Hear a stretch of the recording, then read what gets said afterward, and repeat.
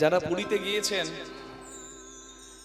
তারা নিশ্চয়ই জানেন জগন্নাথকে আমরা ভালোবেসে জগন্নাথ তো বলি, তবে আবার একটু রাগ হলে জগন্নাথকে অভিমান করে আরেকটা নামও বলি। কি বলি বলুন তো? আমার কষ্ট তুমি দেখিতে পাও না, মন্দিরে বসে থাকো ঠুটো জগন্নাথ, ঠুটা জগন্নাথ। হ্যাঁ, জগন্নাথকে বলি ঠুটা জগন্নাথ, ঠুটো জগন্নাথ। কেন? হাত নাই। তোর হাত নাই নাকি তুই ঠুটা? হ্যাঁ, যে দু হাত ভরে দিল তাকে বলি হাত নাই। হ্যাঁ, দিয়ে ধন বুঝে আমার মন তার কেড়ে নিতে কতক্ষণ বলুন? কে ডাকে গভীর বনে, কে ডাকে ঘরের কোণে, কে ডাকে চোখের জলে, মনে মনে সে সব জানে। তার চোখে পলক নাই, আমরা তো পলক আছে মাঝে মাঝে ফেলি। সে অপলকে দেখে, ফাঁকি দেওয়া তাকে দায়। তার চোখ নয়, যেন সিসিটিভি ক্যামেরা হয়, ফাঁকি দেওয়া যাবে না। তাহলে যে দু হাত ভরে কৃপা করে আমাকে দিয়েছে, কি দিয়েছে? আমি মাতৃগর্ভে কিভাবে সুরক্ষিত থাকবো, যে আমাকে সুরক্ষিত রাখলো। আমি কি খেয়ে বেঁচে থাকবো কেউ তো জানতো না, সে রাখলো। আমি জন্মের পর কি খাবো, আমার মাতৃস্তনে দুগ্ধ দিল কে? সে। আমার জন্মের আগে এত সুন্দর পৃথিবী সাজিয়ে রেখেছে কে? সে। কারণ এই জগতের নাথ সে, জগন্নাথ। আচ্ছা, আমাকে যে পরিপূর্ণ করেছে যদি না করতো, আমাকে চোখ দিয়েছে, কান দিয়েছে, নাক দিয়েছে, মুখ দিয়েছে, হাত দিয়েছে, পা দিয়েছে, যদি না দিত, যদি চোখ দুটো না দিত কি বলতাম বলুন তো? তুমি আমাকে দুটো চোখ দাওনি, তাই যে মা আমাকে পৃথিবীতে আনলো সেই মাকে দেখতেই পেলাম না। তোমার মন্দিরে এলাম কিন্তু তোমার মূর্তি দেখতে পেলাম না।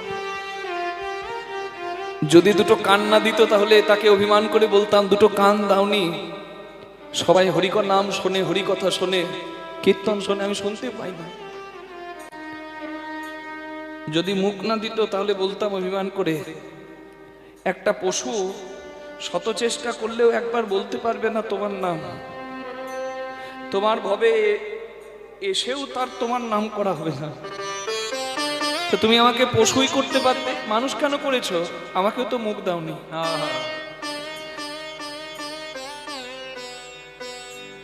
যদি আমাকে হাত দুটো না দিত বলতাম যে তুমি আমাকে হাত দাওনি। আমি হাত ছাড়া অনেক কাজ শিখেছি, যেমন পা দিয়ে লিখতে শিখেছি, পা দিয়ে চামচ ধরে খেতেও শিখেছি। শিখতে হবে তো, কে কার সারা জীবন দায়িত্ব নেবে? কিন্তু হাত দুটো দাওনি বললে আমি সব কাজ পা দিয়ে করলেও তোমার চরণে আমি তো আর পা দিয়ে একটা তুলসী পাতা তুলে দিতে পারবো না। আমার সব হলো কিন্তু তোমার সেবা হলো না। যদি পা না দিত কেঁদে কেঁদে বলতাম আমাকে দুটো পা দাওনি, পঙ্গু করেছো। সবাই হরিবাসরে বসে কীর্তন শোনে কিন্তু আমার উপায় নাই, আমি পরের ভরসায় বসে থাকি, কি আমাকে নিয়ে গিয়ে বসিয়ে দেবে। সবাই তোমার তীর্থে যায়, ধুলায় গড়াগড়ি দেয়, আমার হলো না।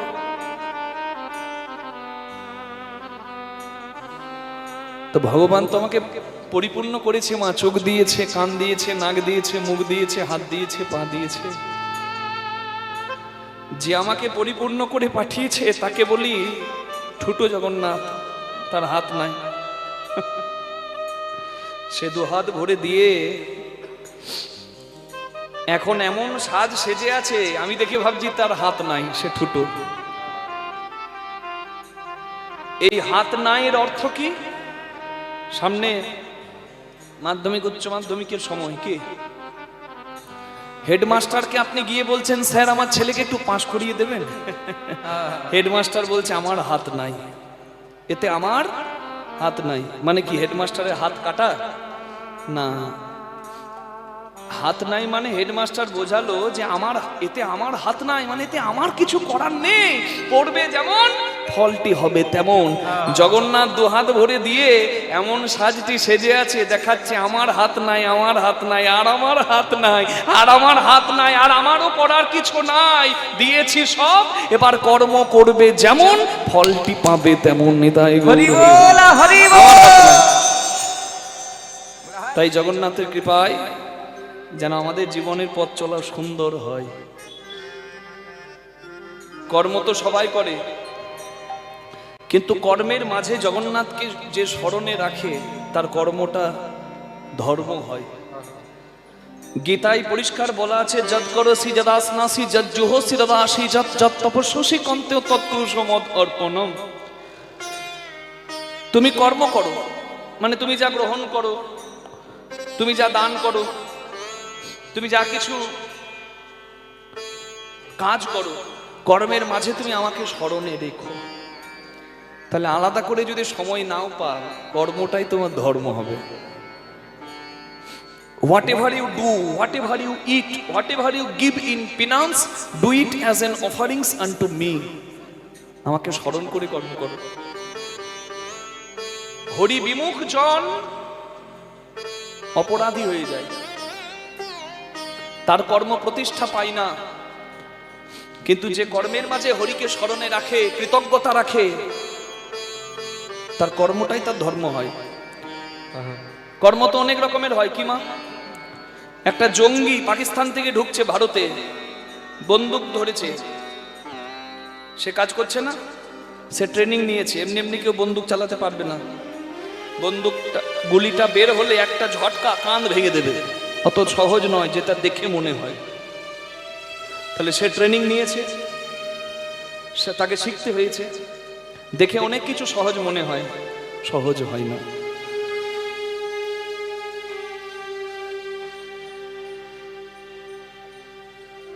সেও কাজ করছে, কিন্তু সে নিরীহ মানুষকেও মারছে, তার কর্মটা কোনোদিন পুণ্যের হবে?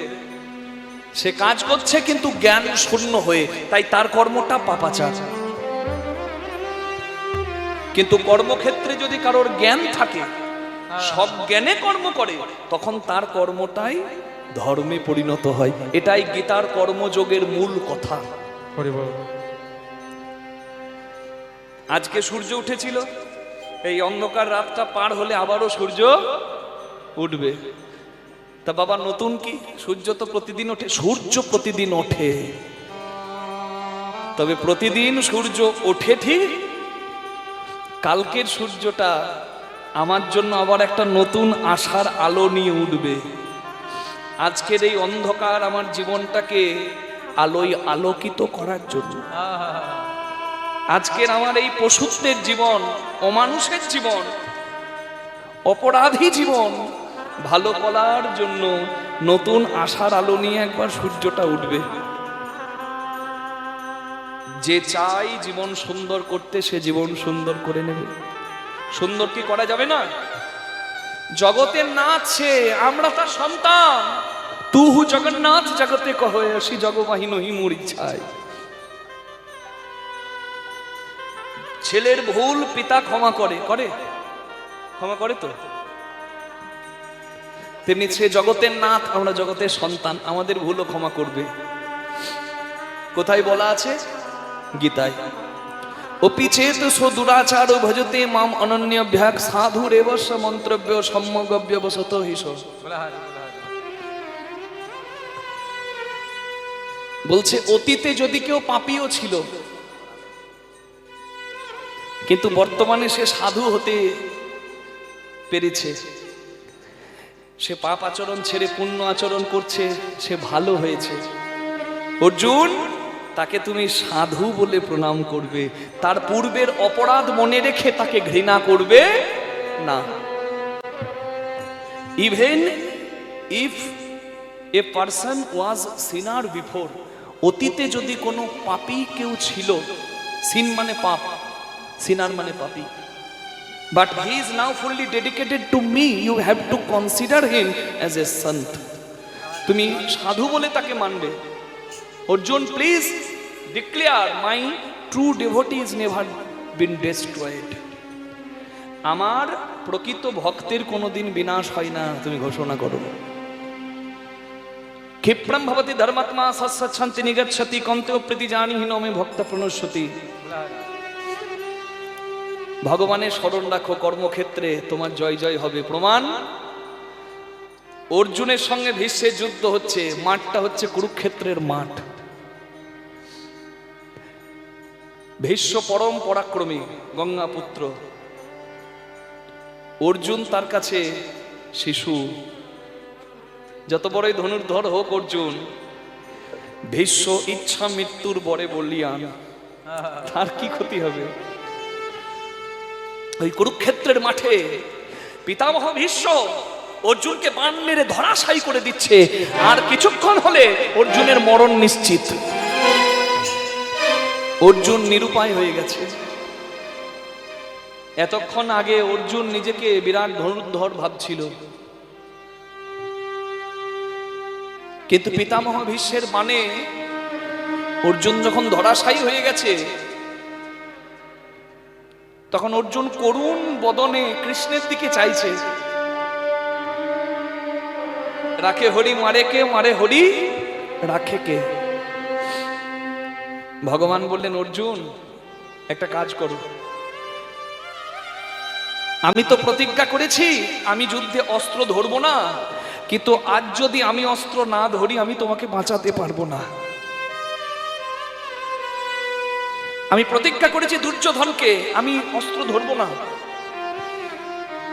কিন্তু তুমি আমার আশ্রয় নিয়েছো, আমার দিকে করুণ পানে চেয়ে আছো, আসার পথে নয়ন দিয়ে আছো, কখন আমি কৃপা করব? তাই তুমি প্রতিজ্ঞা করো যে ভগবান থাকতে তার ভক্তের কোনোদিন বিনাশ হয় না। অর্জুন প্রতিজ্ঞা করলো, কন্তেও প্রীতিজানিহীন নমে ভক্তা প্রণশ্যতি। ভগবান যুদ্ধ করব না বলেও আশ্রিত ভক্তকে, তার প্রাণ প্রিয় অর্জুনকে রক্ষা করার জন্য ভীষ্মকে প্রতিহত করতে অস্ত্র ধরল, রথের চাকা ধরে ভীষ্মের দিকে। তাহলে তার যে আশ্রিত ভক্তকে রক্ষা করার জন্য নিজের প্রতিজ্ঞা পর্যন্ত ভাঙে ভক্তের মান রাখার জন্য, তার আশ্রয় নেবেন না তো জগতে আশ্রয় কার নেব? এই জন্য যে কর্ম করবে করো, কর্মের মাঝে আমার জগন্নাথ, আমার শ্রী হরিকে, আমার কৃষ্ণকে স্মরণে রেখো। প্রেম সে বলুন রাধা রানী কি, শ্যাম সুন্দর কি। তার নাম জগন্নাথ, সে জগতের নাথ, তার আশ্রয় নিলেই আমাদের কল্যাণ হবে। হরি বল। সবাই তো হাত তুলে বলুন, জয় জগন্নাথ, জয় জগন্নাথ, জয় জগন্নাথ, জয় জগন্নাথ, জয় জগন্নাথ, জয় জগন্নাথ, জয় জগন্নাথ, জয় জগন্নাথ, জয় জগন্নাথ, জয় জগন্নাথ, জয় জগন্নাথ, জয় জগন্নাথ, জয় জগন্নাথ, জয় জগন্নাথ, জগন্নাথ মম স্বামী, নয়ন পথগামী, ভবতু মে জগন্নাথ স্বামী নয়ন পথগামী, ভবতু মে। জয় জগন্নাথ, জয় জগন্নাথ, জয় জগন্নাথ, জয় জগন্নাথ, জয় জগন্নাথ, জয় জগন্নাথ, জয় জগন্নাথ, জয় জগন্নাথ। কৃষ্ণ ভগবান জগন্নাথ হয়ে এলেন পুরী ধামে। কি করে এলেন শুনতে গেলে চলুন যাই দাপর যুগে। কৃষ্ণ ভগবানের তিন লীলা, এক বৃন্দাবন লীলা, এক মথুরা লীলা, এক দ্বারকা লীলা। কৃষ্ণ ভগবান 125 বছর লীলা করেছেন, কিন্তু কোথায় কতদিন ভগবান লীলা করেছেন এই কথা সারাবলি থেকে আমরা পাই। বৃন্দাবন লীলা কৃষ্ণ ভগবানের 12 বছর, কেউ বলে 10 বছর 8 মাস, কেউ বলে আনুমানিক 12 বছর। এই 11-12 বছরের ভগবানের বৃন্দাবনের লীলা। এরপর কৃষ্ণ কোথায় গেলেন? মথুরায়। অত্যাচারী দুরাচারী ব্যভিচারী কংসকে উদ্ধার করলেন, মামা কংসকে উদ্ধার করে মথুরায় আনন্দ আনলেন। মথুরায় কত বছর লীলা করলেন কৃষ্ণ ভগবান? আনুমানিক 11 বছর। আরো 10-11 বছর মথুরায় লীলা হলো। মোট কত? 22 থেকে 23 বছর। আর বাকি রইল 102 থেকে 103 বছর। সব থেকে দীর্ঘদিন যেখানে লীলা করলেন ভগবান দ্বারকাধীশ হয়ে, সেই জায়গাটা হলো দ্বারকাপুরী। যার কোনো কিছুর অভাব নাই তিনি ভগবান। আমাদের অভাব আছে? আমার তো আছে, আমাদেরও আছে। কি? যোগীর চিন্তা জগন্নাথ, ফকিরের চিন্তা মক্কা, ধনীর চিন্তা ধন, 99 ধাক্কা। যোগী জগন্নাথ ভাবে, ফকির মক্কা ভাবে, আমার মতো গৃহী মানুষ বিষয় ভাবে নাকি বাবা? কি করে বাড়বে আর কি? 5 কি করে 50 হবে? যে যত পায় করে তত খাই খাই, যেদিকে যাই হাত বাড়াই, ব্যাংকে জমাই আর ভুঁড়ি বাড়াই, কিন্তু কারোর মন ভরে না ভাই। কেন? এই 99 ধাক্কা, 100 হবে না, কারণ মন ভরবে না। মনে তো আমাদের কন্ট্রোল নেই। যার মন জয় হবে তার জগৎ জয় হবে। কি মা বলে দেব মন জয় কিভাবে হয়? শুনবেন? আচ্ছা, শুধু শুনলে হবে না, মনে রাখতে হবে। চঞ্চলং হি মন কৃষ্ণ প্রমাথি বলভদ্রং তস্মাহং নিগ্রহং মনে বায়ুরিব সুদুষ্করো। অর্জুন কৃষ্ণ ভগবানকে জিজ্ঞাসা করছে, আমার মন চঞ্চল, আমি কি করব? My mind is unyielding, turbulent, I feel very difficult to control the mind. Please tell me the way, in that way I can conquer it. আমার মনকে আমি স্থির করতে পারি, আমাকে উপায় বলুন। ভগবান বললেন, O yes mighty armed one, হে ধনুর্ধারী, O yes son of Kunti, হে কুন্তি পুত্র, ইউ আর অ্যাবসলিউটলি রাইট, তুমি ঠিক বলেছো। পৃথিবীর সবথেকে কঠিন কাজ হলো মনকে স্থির করা, আর সবথেকে সহজ কাজ পরনিন্দা পরচর্চা করা, যেটা আমরা সবসময় করি আর কি। এটা সহজ কাজ। পিএনপিসি, পরনিন্দা পরচর্চা, এটা করতেই সময় নষ্ট করি। আর কঠিন কাজ আত্মসুন্দর করা, হ্যাঁ, মনকে স্থির করা। যদি করতে চাও, you are absolutely right, it's very difficult to control the mind, but you can conquer it by doing practice and detachment. মনকে স্থির করতে গেলে অভ্যাস করো আর ত্যাগ করো। কি অভ্যাস? ভালো অভ্যাস। সৎসঙ্গে আসো, ভালো কথা শোনো, ওই পরনিন্দা পরচর্চা ছাড়ো। সৎসঙ্গে আসো, ভালো কথা শোনো, প্রসাদ পাও, ভালো আহার করো। আর এই ভালোর জন্য, ভালো অভ্যাসের গুণে আর ত্যাগের গুণে, ত্যাগ মানে কি? মানে যা না খেলে আমি থাকতে পারবো না, যাকে না পেলে আমি বাঁচবো না, যেখানে না গেলে বাবারে আমি আমি আমি আমি ঘরে থাকতে পারবো না, এই সমস্ত নৈরাশা মুক্ত যখন তুমি হবে, যখন তুমি ত্যাগ করতে পারবে হাসি মুখে, তখনই তুমি মনকে স্থির করে পরমানন্দ পাবে। নেতাই গৌর প্রেমানন্দে। এই জন্য বলে, খেতে ভালো লাগুক না লাগুক রোজ খাও তিতা, পড়তে ভালো লাগুক না লাগুক পড়ো একটু গীতা। যদি পড়তে না পারেন হরিবাসরে এসে শুনবেন, এখানেও কাজ। এই ছেঁড়া চটে বলুন কিংবা সুন্দর সাজানো চটে বলুন, বসে পড়লেই লাভ। তাহলে আমাদের অভাব আছে, আমাদের মন তো চঞ্চল, মন তো ভরবে না, কিন্তু ভগবানের অভাব নাই। ঐশ্বর্য সমগ্রস্য বীর্য যশ মাধুর্য শ্রীয় জ্ঞান বৈরাগ্যশ্চৈব সন্ন্যাং ভগৈতিঙ্গনা। ঐশ্বর্য মাধুর্য শ্রী জ্ঞান যশ বৈরাগ্য, এই 6টি গুণকে ভগ বলে। আর এই 6টি গুণ যার থাকে তাকে ভগবান বলে। তাহলে যাকে তাকে ভগবান বলা যাবে না, যেহেতু কৃষ্ণের 6টি গুণ পরিপূর্ণ। কৃষ্ণের কত গুণ? 64 গুণ, কিন্তু 6টা ঐশ্বর্য পরিপূর্ণ, ষড় ঐশ্বর্যের পূর্ণ ভগবান। মানুষের 50 গুণ, মানে 50টা বেশি মানুষের গুণ থাকতে পারে না। দেবতার 55 গুণ, মানুষের থেকে 5টা বেশি। দেবতাদের 55 গুণের পরেও আরো 5টা গুণ আছে যার, সে দেবতা শ্রেষ্ঠ বিষ্ণু, তার 60 গুণ। তার থেকেও আরো 4টি গুণ বেশি নিয়ে 64 গুণের পরিপূর্ণ কে? কৃষ্ণ। নিতাই গৌর হরি হরি বল। এই জন্য চৈতন্য মহাপ্রভু সবসময় বলতেন কৃষ্ণ বলো। দেখুন মন্দিরটা কত সুন্দর, আমি এসে যতবার দেখছি ততবার প্রাণ জুড়িয়ে যাচ্ছে।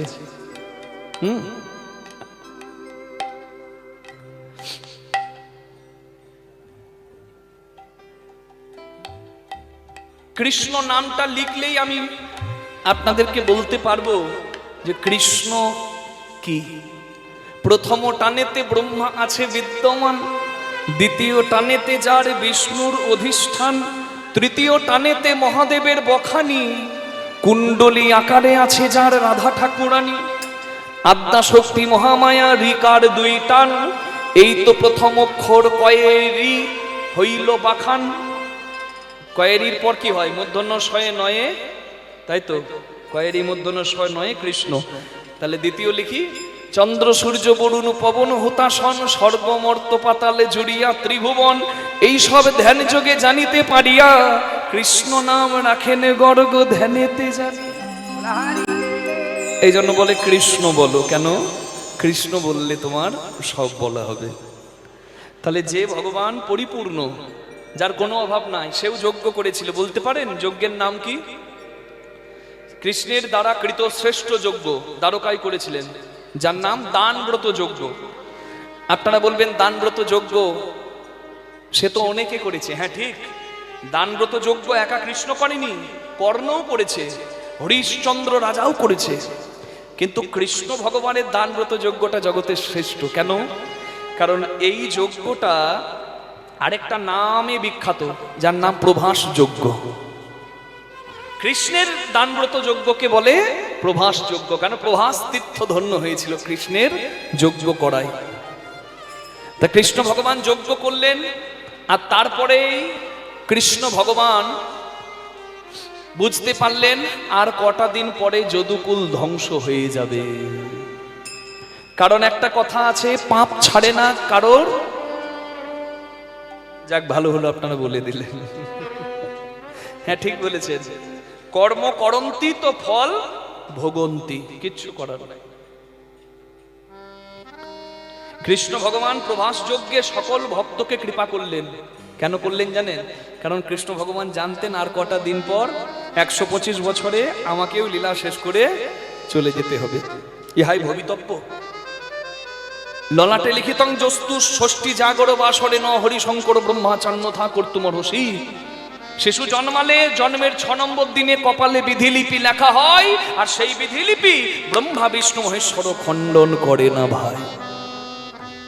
কৃষ্ণ ভগবানও জানতেন, তাই প্রভাস যজ্ঞে ভক্তদেরকে কৃপা করলেন। আচ্ছা, কেন সবাইকে কৃপা করলেন? কারণ কৃষ্ণ ভগবান ধর্ম প্রতিষ্ঠা করতে গিয়ে ওই কুরুক্ষেত্রের মাঠে কত রমণীর চোখে জল এনেছেন, কত রক্ত ক্ষয় করিয়েছেন। তাই ভগবান জগৎ থেকে বিদায় কালে সব ভক্তকে কৃপা করলেন, ভক্তের দরজায় আঁচল পাতলেন। 3টি শর্ত পরিপূর্ণ করলেন প্রভাস যজ্ঞের। কি? সব ভক্তকে ডাকবো, যে যা চাইবে তাই দেব, আর সব শেষে আমি ভিক্ষা করব। ভগবান সব লীলা শেষ করে চলে যাবেন, কারণ বুঝতে পেরেছিলেন শুধু আমি একা নয়, আমার এই দ্বারকা নগরও থাকবে না, সমুদ্রের তলায় ধ্বংস হয়ে ডুবে যাবে, আর আমার এই যদুকুলেরও কেউ বাকি থাকবে না ধ্বংস হতে। কারণ অভিশাপ, প্রথম অভিশাপ গান্ধারীর, দ্বিতীয় অভিশাপ দুর্বাসা মুনির। এ কথাগুলো খুব মন দিয়ে শুনবেন মা, এই তথ্যগুলো জানা সবার দরকার। কি হয়েছিল কৃষ্ণ ভগবানের শেষ আজকে শুনুন।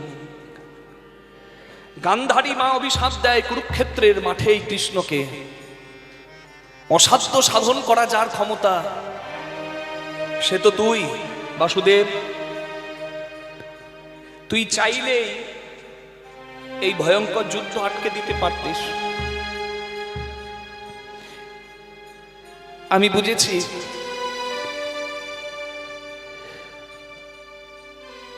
শতপুত্রের জননী হয়েও আজকে মা ডাকটা শোনার জন্য আমাকে কাঁদতে হচ্ছে। আমিও তোকে অভিশাপ দিলাম, তোর বংশেও বাতি দিতে কেউ থাকবে না, তো যদুকুল ধ্বংস হয়ে যাবে। কৃষ্ণ ভগবান অভিশাপ মাথা পেতে নিলেন। প্রথম অভিশাপ গান্ধারীর। গান্ধারী তো না জেনেই কৃষ্ণকে অভিশাপ দিল। কৃষ্ণ তো দুর্যোধনের কাছে গিয়ে অনেক আগেই বলেছিল 5 ভাইকে 5 গ্রাম দিয়ে দাও, এত বড় যুদ্ধ হবে না। কিন্তু দুর্যোধন ব্যভিচারী বলেছিল বিনা যুদ্ধে নাহি দেব সুচাগ্র মেদিনী, সূচের ডকার মাটি দেব না। ওদের দম আছে তো, ওদের সাহস আছে তো, কেড়ে দেখা। যুদ্ধ হয়েছিল, এতে কৃষ্ণের কি দোষ? কিন্তু কৃষ্ণ ভগবান অভিশাপ মাথা পেতে নিলেন, কারণ গুরুজনের সঙ্গে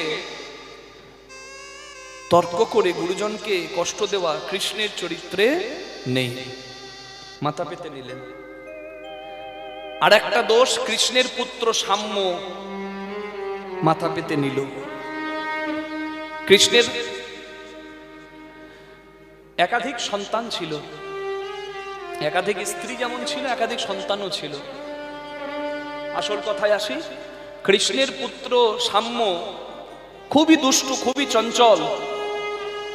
দুর্বাসা মুনি একদিন যাচ্ছেন রাস্তা দিয়ে, আর কৃষ্ণের ছেলের সাম্য একটা গর্ভবতী নারীর সাজ সেজে, হ্যাঁ, দুর্বাসা মুনির কাছে ঢং করে বলছে, বলুন তো মুনিবর, আমার পেটে কি আছে, ছেলে আছে না মেয়ে আছে? দুর্বাসা মুনি সাংঘাতিক ক্রোধী, তার রাগ উঠে গেলে সংবরণ করতে পারেন না।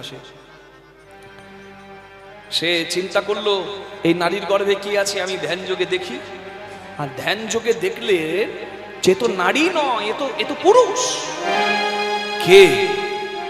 কে হতচ্ছাড়া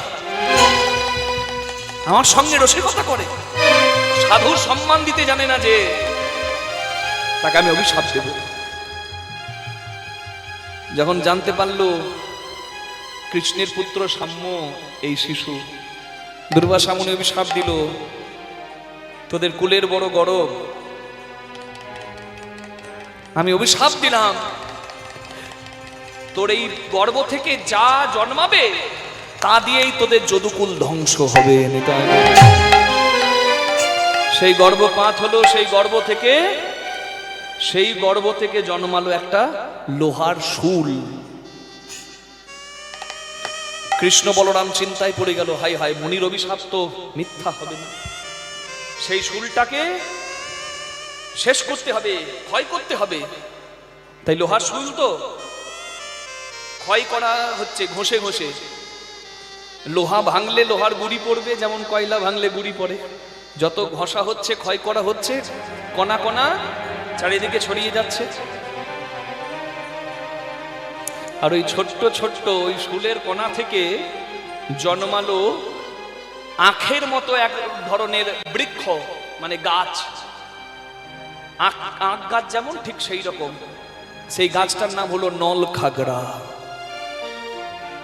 আর সেই নল খাগড়ার বনে রক্তক্ষয়ী যুদ্ধে কৃষ্ণের এক সন্তান আরেক সন্তানের প্রতি, মানে এই যদুকুলের একজন আরেকজনের প্রতি হিংসায় যুদ্ধে উপনীত হয়ে ওই নল খাগড়া দিয়ে, মানে লাঠি দিয়ে যেমন বাড়ি মারে, ওই মারতে মারতে মারতে মারতে একে অপরকে শেষ করে দিয়েছিল। নিতাই গৌর হরি হরি বল। এই জন্য বলে, কাউকে এক থালা অন্ন সেবা দিতে পারবে না, ওই অন্নের থালাটা কেড়ে নেবার ব্যবস্থা যেন করো না। কারোর কিছু উপকার করতে পারবে না, তার ক্ষতি করতে যেও না, কারণ কারোর দীর্ঘশ্বাস তোমার সর্বনাশ করে দেবে। ওই জন্য ভাবিয়া করিও কাজ, করিয়া ভাবিও। আর শূলটা ঘষতে ঘষতে ঘষতে ঘষতে যখন এক বিন্দুতে ঠিকলো, তারা ভাবলো এতে আর কি হবে, এতে আর কি বিপদ হবে। ওটাকে জলে নিক্ষেপ করা হলো। সেই জলে ছিল একটা মাছ, সেই মাছ সেই শূলটাকে গ্রহণ করলো। মাছটাকে পেল শিকারী, মৎস্যজীবী। মাছটাকে যখন কাটা হলো, ওই শূলটা মৎস্যজীবীর কোনো কাজে লাগবে না, তাই ওই শূলটাকে সে ওই শিকারী ব্যাধ, জড়া ব্যাধের কাছে বিক্রি করে দিল। নিতাই গৌর। আর জড়া ব্যাধ ওই লোহার শুলটাকেই বানের ফলা করলো, বানের ডগার ফলা। আর সেই বানে 125 বছর বয়সে কৃষ্ণ ভগবান লীলা সাঙ্গ করে যখন কদম্ব বৃক্ষের ওপর বসলেন, কৃষ্ণ ভগবানকে শিকারী মনে করে, মানে শিকার মনে করে ওই জড়াবেদ ওই বান দিয়েই কৃষ্ণ ভগবানের লীলা সাঙ্গ করলেন। হরিবল। একটা ব্যাধের কি ক্ষমতা? যা হয় ভগবানের ইচ্ছাতেই হয়, এটা প্রভুর ইচ্ছা। বলুন তো হাত তুলে, কৃষ্ণ জগন্নাথ, কৃষ্ণ জগন্নাথ, কৃষ্ণ জগন্নাথ, কৃষ্ণ হে জগন্নাথ। কৃষ্ণ জগন্নাথ, হে কৃষ্ণ জগন্নাথ, কৃষ্ণ জগন্নাথ, হে কৃষ্ণ জগন্নাথ, কৃষ্ণ জগন্নাথ, কৃষ্ণ জগন্নাথ, কৃষ্ণ জগন্নাথ, হে কৃষ্ণ কৃষ্ণায় বাসুদেবায় হরয়ে পরমাত্মনে প্রণত ক্লেশনাশায় গোবিন্দায় নমো নমো। হে কৃষ্ণ জগন্নাথ, হে কৃষ্ণ জগন্নাথ, কৃষ্ণ জগন্নাথ, হে কৃষ্ণ জগন্নাথ, কৃষ্ণ জগন্নাথ, কৃষ্ণ জগন্নাথ, কৃষ্ণ জগন্নাথ, হে কৃষ্ণ জগন্নাথ।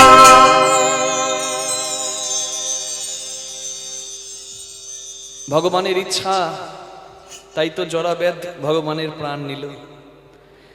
শ্রীকৃষ্ণের যতেক লীলা সর্বোত্তম নরলীলা, নরবপু যাহার স্বরূপ। গোপবেশ বেনুকর নবকৈশোর নটবর নরলীলা হয় অনুরূপ।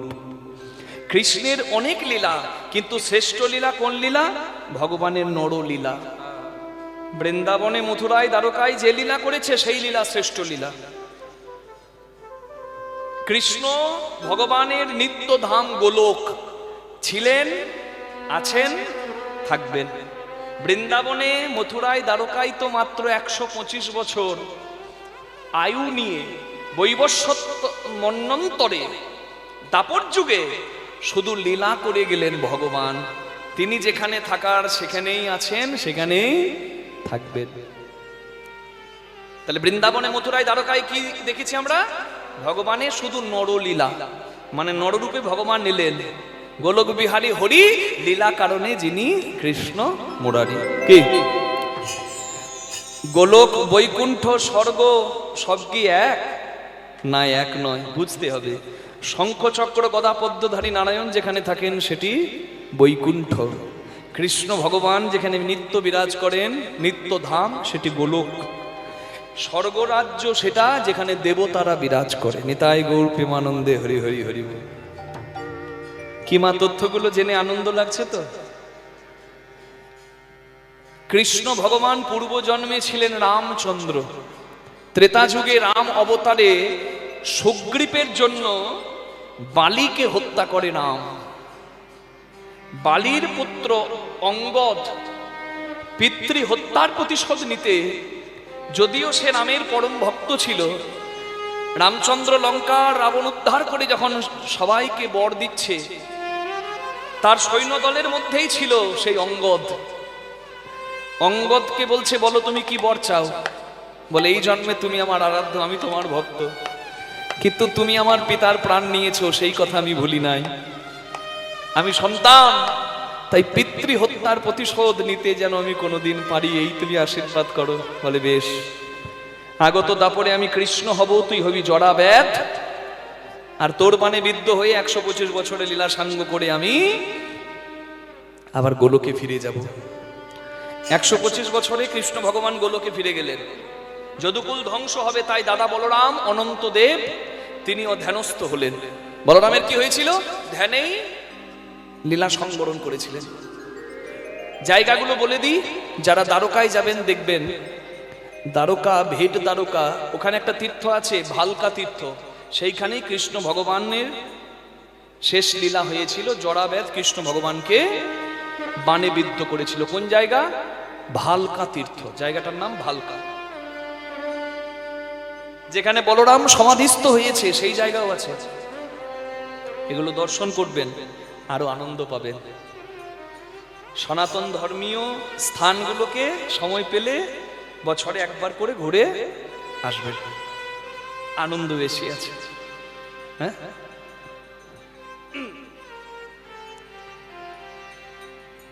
তাহলে কৃষ্ণ ভগবানের প্রাণ গেল কেন? এটা নরদেহ বলে। ভগবানের কি জন্ম আছে না মৃত্যু আছে? তার তো লীলা, দিন ফোড়ালো ভগবান চলে গেলেন, কিন্তু তার নরদেহটার কি হলো? আমাদের কেউ মারা গেলে সৎকার হয়। হিন্দু ধর্মে ক রকমের পদ্ধতি সৎকারের?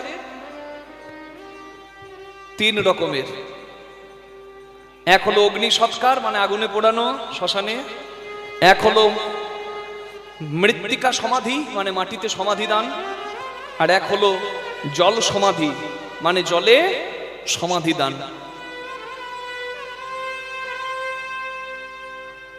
তাহলে জল সমাধি কার হয়? যারা রামের ভক্ত তাদের। অযোধ্যায় হয়। অযোধ্যায় যদি রামের কোনো পূজারী বা ভক্ত মারা যায় তখন জল সমাধি হয়। কেন? রামচন্দ্রের শেষ কি হয়েছিল? রামচন্দ্র লীলা শেষ করেছিল কিভাবে জানেন? সরজু নদী অযোধ্যায় আছে, ওই সরজু নদীতে নিজেকে বিলীন করে দিয়েছিলেন। তাই রামের যত অনুগামী তারাও জল সমাধি নেয়। 1 বস্তা চুন, 1 বস্তা নুন ওই মৃতদেহের সঙ্গে বেঁধে দেওয়া হয় আর জলে ফেলে দেওয়া হয়। চুনে আর নুনে প্রাকৃতিকভাবে এই দেহটা বিনষ্ট হয়, ডিকম্পোজ হয়। এটা সায়েন্টিফিক্যালি একটা দারুণ পদ্ধতি। জল দূষিত হয় না, নুন চুনের জন্য ওই দেহটাও শেষ হয়ে যায়, জলে মিশে যায়। এটাকে বলে জল সমাধি। দ্বিতীয় হলো মাটি সমাধি, মৃত্তিকা সমাধি। মুসলিমদের কবর হয়, খ্রিস্টানদের সমাধি হয়, তাহলে আমাদেরও সমাধি হয়, তাহলে একই না। এটা বুঝতে হবে। মুসলিমদের সমাধি বা খ্রিস্টানদের সমাধি সেটা হবে শুয়ে, আর আমাদের বৈষ্ণবদের সমাধি হয় মাটিতে, সেটা হয় বসে। নিতাই গৌর হরি বল। এগুলো সবাই যেন জানতে পারে। আর এই যে ক্যামেরা চলছে, এই ক্যামেরাতেও রেকর্ড হচ্ছে, এই ক্যামেরার মাধ্যমেও যেন ফেসবুকে, ইউটিউবে এরপরেও অনেক মানুষের কাছে পৌঁছায়, তবেই সনাতনীদের কল্যাণ হবে। এগুলো জানার প্রয়োজন আছে। আন কথা শুনবো কেন? আমাদের শাস্ত্রে এত সুন্দর সুন্দর কথা আছে বাবা, যেগুলো সারা জীবন শুনেও শেষ করা যাবে না। আর 3 নম্বর পদ্ধতি হলো অগ্নি সৎকার, যেটা আমাদের সবার হয়। আগুনে পোড়ানো হয় দেহটাকে। কেন? এই পঞ্চভূতের দেহ পঞ্চভূতে মিশে যায়, মানে শরীরে যতটুকু জল আছে জল বেরিয়ে যায়, কি হয়? বাষ্প হয়ে যায়। জলকে যদি ফোটানো হয়, আগুন দেওয়া হয়, কি বাষ্প? তাহলে মাটির সঙ্গে মিশে আছে মাটি, ক্ষিতি। আমরা বলি না ভূত ভূত ভূত। ভূত মানে ওই 4টে হাত, 10টা পা, বড় বড় চোখ, এই শায়ওড়া গাছের ডালে থাকে, সেটা ভূত নয়। মানুষই হলো ভূত। আমার দেহটাই হলো ভূত। পঞ্চভূত কি? দেখুন, মাটিতে যা মিশে আছে তা হলো মাটি। মাটির দেহ মাটি হবে, পুড়ে হবে ছাই। এ দেহ পচা দেহ, গড়েও কিসের ভাই? তাহলে এটাকে বলে ক্ষিতি, নিচে। তারপরে অপ মানে জল। কেন? শরীরের দেহ ভাণ্ডের জল, সুধা এইখানেই ধরা থাকে। দেখবেন শরীর থেকে জল নির্গত হয়, হয়তো। তাহলে ক্ষিতি, তারপরে হলো অপ, তারপরে হলো তেজ। তেজ মানে আগুন। অপ মানে জল, তেজ মানে আগুন। আগুন মানে এই যে আমরা খাচ্ছি, এখানে জঠরে আগুন, জঠর অগ্নি আছে বলেই তো খাবারটা পরিপাক হচ্ছে। এখানে অ্যাসিড আছে। বলেন না বাবারই পেটটা জ্বলছে গো, হ্যাঁ কি আগুন যে জ্বলছে, এটা হলো তেজ। এটা হলো মরুত। মরুত মানে বাতাস। শরীরে আছে বাতাস, এই যে ফুসফুস, এই যে লাংস, এটা হলো অপ। এটা হলো মরুত, বাতাস। আর এরপরে হলো বোম মানে শূন্য। শূন্য শূন্য শূন্য। প্রকৃতিতে যা আছে বিশ্ব ভাণ্ডে তাই আছে 3.5 হাত দেহ ভাণ্ডে। এই জন্য বলে প্রকৃতিতে থাকে মাটি, জল, আগুন, বাতাস, মহাশূন্য। আমার দেহে আছে মাটি, জল, আগুন, বাতাস আর মহাশূন্য, মানে এই যে চিন্তা শক্তি। বলে না চিন্তা শূন্য সম, এই হলো 5 ভূত। নিতাই গৌর প্রেমানন্দে হরি হরি। তাহলে কৃষ্ণ ভগবানের কি হয়েছিল কে বলবে? দেখুন, আপনারা আমার সঙ্গে অংশগ্রহণ করলে দারুণ আনন্দ পাবেন। একটা বিষয়ও ভুলবেন না, সব মনে থাকবে। আজ আমি কীর্তনিয়া, কাল আপনি কীর্তনিয়া হয়ে যাবেন। আর এই কথাগুলো আরো একজনের কানে পৌঁছে দেবেন। কে? কৃষ্ণ ভগবানের কি হয়েছিল? জল সমাধি না, মৃত্তিকায় সমাধি না, কি হয়েছিল? অগ্নি সৎকার। কৃষ্ণ ভগবানের নরদেহটাকে অগ্নি সৎকার করেছিল কে? অর্জুন। কৃষ্ণের প্রাণ প্রিয় সখা অর্জুন, তারই ছিল অধিকার। পার্থ সারথি আমার কৃষ্ণের নাম, যে পার্থ মানে যে অর্জুনের সারথি, সেই অর্জুনেরই অধিকার ছিল একমাত্র কৃষ্ণের সৎকার করার। হরিবল হরিবল। কৃষ্ণের সৎকার হয়েছিল কোথায়? প্রভাস তীর্থে। প্রভাস তীর্থ কোন জায়গা? শাস্ত্রে বলা আছে প্রভাস খণ্ডে। কি? ভাগবতী ঋষি সিদ্ধান্ত দিয়েছেন, সমুদ্রং পশ্চিমং গত্র সরস্বতী সঙ্গমম আরাধৌত দেবী কান্তে বাকুস্বতী। সমুদ্রের পশ্চিম উপকূলে মানে আরব সাগরে, গুজরাট, আজকে যে জায়গাটার নাম গুজরাট, আমাদের প্রধানমন্ত্রীর দেশ গুজরাট। হ্যাঁ, সেখানে সামনে ভোট আসছে। আপনারা আবার আমার মুখ দিয়ে কিছু বেরিয়ে গেলে আবার রাজনীতি জড়িয়ে দিয়েন না দয়া করে, খুব ভয় লাগে বাবা। এখন মুখে রাম বলতেও ভয় লাগে, রাম বললে আমি আবার আমার রাম বলাটাকে ভাববে পলিটিক্স। গুজরাটের নাম করছি, আবার এটাকেও নিয়ে কেউ ভাবতে পারে পলিটিক্স। একটু আগে বললাম মন্দির অনেক হতে পারে, কিন্তু জগন্নাথ ধাম একটাই, সেটাকে আবার কেউ ভাবতে পারে এটাও পলিটিক্স। বলা এখন বড় দায়, কারণ সামনে 26। জয় রাধে। কি হয় কি হয়। আমরা না কোনো দলের, না কোনো পার্টির, আমরা সনাতনী, আমরা হরির নামের দলের লোক। আমার ধর্ম টিকে থাক, আমার সনাতনী মানুষের জয় জয় হোক, এটাই আমাদের ইচ্ছা। নিতাই গৌর প্রেমানন্দে হরি হরি হরি হরি গো। ধর্মের জয় দেবে যে, আমরা জয় দেব তার, কারণ আমরা ধর্মপ্রাণ, আমরা সনাতনী, আমরা ভগবানের নামের দলের লোক, আমরা অন্য কোনো দলের নয়। যে নামের জয় দেবে, যে ধর্মের জয় দেবে, আমরা তার। প্রেম সে বলো রাধা রানী কি, শ্যাম সুন্দর কি, ওদিকে হলো কি। হ্যাঁ বাহ, এবার মা একটু চালাক হয়েছে। জয় রাধে। কৃষ্ণ ভগবানের সৎকার হলো প্রভাস তীর্থে। প্রভাস তীর্থ কি? যেমন গঙ্গা যমুনা সরস্বতী নিয়ে হয় ত্রিবেণী, ঠিক তেমনি হিরণ্য কপিলা আর সরস্বতী, এই তিনটে নদী এক হয়ে নাম নেয় প্রভাস। হিরণ্য কপিলা সরস্বতী এই তিন নদী এক হয়ে প্রভাস নাম ধরে সমুদ্রে মিশেছে। সেই প্রভাস তীর্থে কৃষ্ণের সৎকার হলো। কৃষ্ণ ভগবানের নরদেহটা পঞ্চভূতে মিশলো, কিন্তু ভগবানের হৃদয়টাকে পোড়ানো গেল না, সেটা জলে নিবেদন করা হলো। প্রভাস তীর্থের জলে নিবেদন হলো, সমুদ্রে গিয়ে মিশলো।